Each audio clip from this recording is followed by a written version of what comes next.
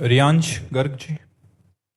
राधे राधे महाराज जी। महाराज जी, मैं प्रतिदिन नाम जप करता हूँ। मेरे पापा मुझे नाम जपने के हर 10,000 नाम जपने पे 200 रुपया देते हैं। महाराज जी, इससे मेरे को ज्यादा पैसे मैं कमा लूंगा तो मैं जल्दी जल्दी नाम जप करता हूँ। तो महाराज जी, मैं लालच तो नहीं कर रहा या करता रहूं? बहुत धन्यवाद। और आपके पिताजी को भी धन्यवाद जो आप अपने बच्चों को सत्मार्ग में लगाने के लिए ऐसा दुलार करते हैं, प्रलोभन करते हैं। हर माता पिता को ऐसा ही करना चाहिए कि आज हम तुमको आइसक्रीम पवाएंगे, तुम बैठ करके 1000 राधा नाम जप करो।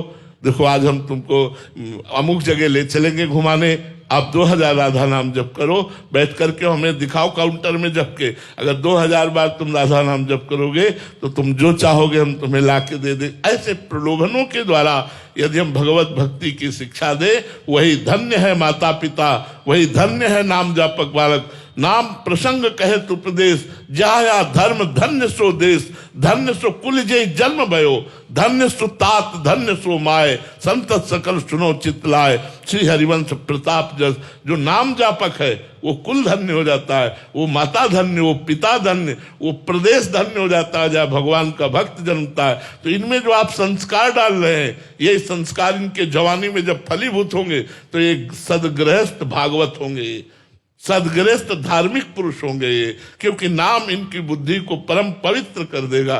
धन्य है वो माता पिता जो अपने बच्चे को ऐसे सत्मार्ग में लगाते हैं। और बच्चों को प्रलोभन दे के लगाना ये कोई बड़ी बात नहीं है और ना ही इसमें कोई निंदनीय बात है, ये आपका कर्तव्य है, ये कर्तव्य। एक बार एकनाथ स्वामी जी जब कीर्तन करते थे महाराष्ट्र के, तो गांव के बहुत से लोग जो इधर उधर समय व्यतीत करते हैं उनको बुलाने के लिए उस समय पाव पाव भर चीनी रखा। जो कीर्तन में 1 घंटे आकर बैठेगा उसे पाव भर चीनी देंगे। अब भीड़ लगने लगी, खूब जय राम कृष्ण हरि, जय राम कृष्ण हरि, सब नाचते। तो किसी ने कहा कि आप प्रलोभन देते हैं। बोले पाव भर चीनी के प्रलोभन में आकर ये वो अमृत प्राप्त करते हैं। नाम संकीर्तनम से सर्व पाप प्रणाशनम, नाम संकीर्तन में बैठकर इनके सारे पाप नष्ट हो जाते हैं। तो संतों ने चाल चली है, तो ऐसे माता पिता को भी चाल चलनी। कोई प्रलोभन दे करके, कोई लालच देकर अपने परिवार वालों को भगवान नाम में लगाना। नाम में लगा कि जीवन उसका मंगलमय होगा। नाम जपत मंगल दिशि दसहु, भाव कुभाव अनख आलसहु। भाव से कुभाव से अनख से आलस्य से कैसे भी नाम जप करे उसका 10 दिशाओं में मंगल ही होता है। बहुत सुंदर, बहुत अच्छा लगा। आकाश जी, राधे राधे महाराज जी। महाराज जी, हमने आपके श्रीमुख से सुना है कि भगवान के घर का सदस्य बन जाओ। महाराज जी, कृपया बताने की कृपा करें कि घर का सदस्य कैसे बना जाता है? भगवान को अपना मानना, पिता मान लो, भाई मान लो, मित्र मान लो, पुत्र मान लो, प्रीतम मान लो, कुछ तो मान लो।